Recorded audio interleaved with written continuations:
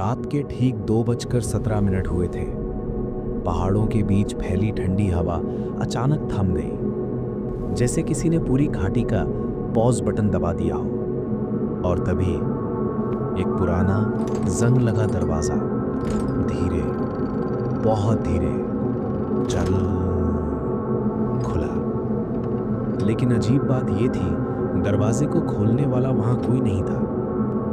उत्तराखंड के लोहा घाट से लगभग 15 किलोमीटर दूर घने देवदार के जंगलों के बीच एक जगह है, एबट माउंट। दिन में ये जगह किसी पोस्टकार्ड जैसी लगती है। हरे पहाड़, धुंध में खोए रास्ते, दूर तक फैली खामोशी। लेकिन सूरज ढलते ही यहाँ के लोकल लोग एक ही बात कहते हैं, अंधेरा होने से पहले नीचे उतर जाओ। क्यों? क्योंकि उस पहाड़ी पर खड़ा है एक पुराना बंगला, जिसे लोग आज भी कहते हैं मुक्ति कोठरी वाला घर। मेरी कहानी यहाँ से शुरू होती है। मेरा नाम आरव है। मैं पेशे से डॉक्यूमेंट्री फिल्म मेकर हूँ। मुझे ऐसी जगहों पर जाना पसंद है जहाँ लोग जाने से डरते हैं, क्योंकि डर में ही सबसे सच्ची कहानियाँ छिपी होती हैं। जब मैंने पहली बार लोहा घाट के इस हॉन्टेड हाउस के बारे में सुना तो मुझे लगा फिर वही भूत प्रेत की लोकल कहानी होगी। लेकिन एक चीज़ ने मुझे रोक लिया। हर व्यक्ति, चाहे वो दुकानदार हो, टैक्सी ड्राइवर या होटल मालिक, सबने मुझे एक ही चेतावनी दी, अगर उस घर में जाओ तो किसी भी बंद कमरे को मत खोलना। मैं हंस दिया। इतना भी क्या डर? काश मैं उस वक्त हंसा ना होता। एबट माउंट जाने से पहले मैं एक छोटी चाय की दुकान पर रुका। दुकान का मालिक लगभग 70 साल का रहा होगा। उसने पूछा, कहाँ जा रहे हो बेटा? मैंने कैजुअली कहा, उस पुराने बंगलों को शूट करने। उसके हाथ से कप लगभग गिर गया। कुछ सेकंड तक वो मुझे देखता रहा, फिर धीरे से बोला, अगर रात हो जाए और कोई तुम्हारा नाम लेकर बुलाए तो जवाब मत देना। मैं मुस्कुराया। अगर कोई इंसान हुआ तो? वो बोला, वही गलती करते हैं लोग। शाम के करीब 6 बजे मैं वहां पहुंचा। सूरज पहाड़ों के पीछे छिप रहा था और धुंध जमीन से उठकर हवा में तैर रही थी।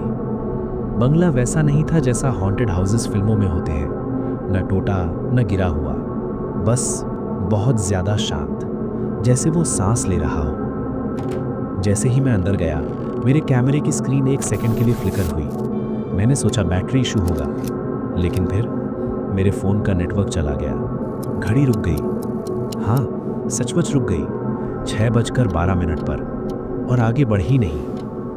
अंदर एक लंबा कॉरिडोर था और उसकी दीवार पर धूल के बीच उभरे हुए शब्द दिखे, यहाँ समय पहले खत्म हो जाता है। मैंने सोचा किसी ने मजाक में लिखा होगा। तभी पीछे से कदमों की आवाज आई। मैं पलटा, कोई नहीं। लेकिन धूल पर ताजे पैरों के निशान थे, जो धीरे धीरे कॉरिडोर के अंत की ओर जा रहे थे। कॉरिडोर के आखिर में एक दरवाजा था, बाकी दरवाजों से अलग। उस पर जंग लगी एक प्लेट टंगी थी, मुक्ति कोठरी।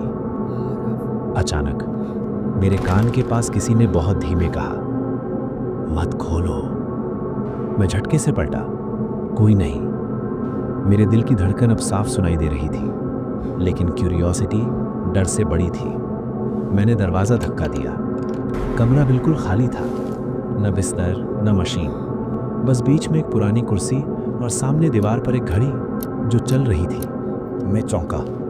बाहर मेरी घड़ी तो 6:12 पर रुकी थी। फिर ये, तभी कुर्सी हल्की सी हिली, जैसे कोई अभी अभी उठा हो। और फिर कमरे का तापमान अचानक गिर गया। मेरी सांस से धुंध बनने लगी। मैंने कैमरा उठाया, रिकॉर्डिंग चालू की। जैसे ही व्यू फाइंडर देखा, मेरे पीछे एक धुंधली आकृति खड़ी थी। मैंने तुरंत पलट कर देखा, कुछ नहीं। फिर कैमरे में देखा, अब भी थी, और धीरे धीरे मेरी तरफ बढ़ रही थी। मैं भागकर कमरे से बाहर निकल आया। घबराहट में मेरा पैर एक लकड़ी के बक्से से टकराया। बक्सा खुला। अंदर एक पुरानी डायरी थी।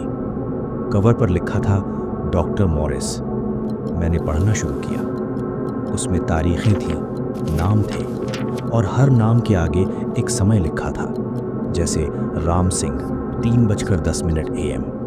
ऐना 1:45 AM। आखिरी पेज पर लिखा था, मौत इलाज नहीं, मुक्ति है। मेरे हाथ ठंगे पड़ गए। तभी डायरी के आखिरी खाली पेज पर धीरे धीरे अपने आप शब्द उभरने लगे। मैंने साफ देखा, स्याही खुद बन रही थी और लिखा गया, आरव 2:17 AM। लेकिन तभी पूरा बंगला जैसे जाग गया। ऊपर से कदमों की आवाज, किसी के खांसने की आवाज, दूर से आती फुसफुसाहट, और अचानक किसी ने मेरा नाम पुकारा, आरव। ठीक वैसी ही आवाज जैसी मेरी माँ की है। मेरे शरीर में सिहरन दौड़ गई। मुझे बूढ़े आदमी की बात याद आई, जवाब मत देना। मैंने होंठ कस लिए, लेकिन आवाज फिर आई, इस बार बिल्कुल मेरे पीछे, आरव मुड़ो। मैंने मुड़ने की गलती कर दी। कॉरिडोर के अंत में कोई खड़ा था, सफेद कोट में, चेहरा धुंधला लेकिन आंखें सीधे मेरी तरफ। और फिर उसने घड़ी देखी जेब से और मुस्कुराया, तुम समय से पहले आ गए। मैं दरवाजे की ओर भागा, लेकिन जिस दरवाजे से अंदर आया था वो अब वहां था ही नहीं, सिर्फ दीवार, जैसे घर ने अपना रास्ता बदल लिया हो। मेरी सांस तेज हो रही थी। तभी पीछे से आवाज आई, यहां जो आता है वो तभी जाता है जब उसका समय पूरा होता है। मैंने साहस करके पूछा, डॉक्टर मॉरिस हो? कुछ सेकंड खामोशी रही, फिर जवाब आया, मैं सिर्फ डॉक्टर नहीं, इस घर का कीपर हूं। अचानक मेरी नजर फर्श पर पड़ी। धूल में कई पैरों के निशान थे, लेकिन सब अंदर की तरफ जा रहे थे, बाहर की तरफ एक भी नहीं। ऊपर लगी घड़ी ने आवाज की, टिक टिक, और फिर रुक गई। समय 2:16। डॉक्टर ने मेरी तरफ देखा, धीरे से कहा, 1 मिनट। मेरा दिल जैसे रुक गया। तभी मुक्ति कोठरी का दरवाजा अपने आप खुला। अंदर वही कुर्सी, लेकिन अब खाली नहीं थी। उस पर कोई बैठा था और वो चेहरा मेरा था। जब मैंने फिर से घड़ी देखी, उसकी सुई 2:17 पर आकर टिक गई, और उसी पल मुक्ति कोठरी के अंदर बैठा मैं धीरे धीरे मुस्कुराया। अगर मैं यहाँ खड़ा हूँ तो उस कुर्सी पर बैठा वो कौन है? और डॉक्टर मॉरिस ने डायरी में मेरा समय आज की रात ही क्यों लिखा? क्या इस घर में आने वाला हर इंसान पहले से ही यहाँ मौजूद होता है? Part 2 is coming soon. को यह वीडियो अच्छी लगी तो हमारे चैनल सच जो डरा दे को सब्सक्राइब करना मत भूलना।